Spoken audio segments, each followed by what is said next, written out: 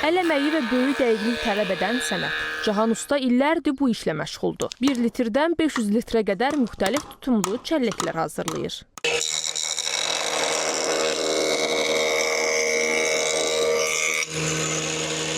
Cahan Ustanın düzəltdiyi çəlləklərin demək olar ki, hamısı məhz əlimdə gördüyünüz bu palıd ağacından hazırlanır. Səbəb isə çox sadədir. Çünki palıd çəlləyində saxlanılan müxtəlif məhsullar məhz bu palıdın ətri və dadı ilə təravətlənir. Palıd ağacı çətin əldə edildiyindən usta köhnə şərab zavodlarına üst tutur.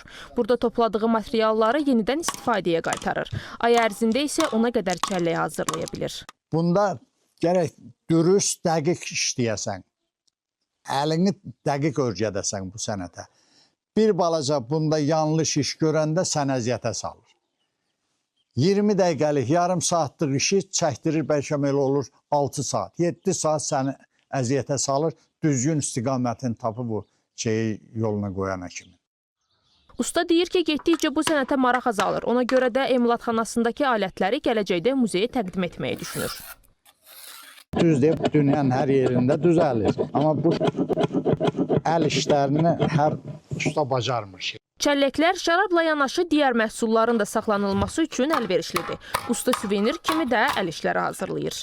Xaliq Qurbanlı, Fuad Quliyev, Nərgiz Orucova, ATV Xəbər.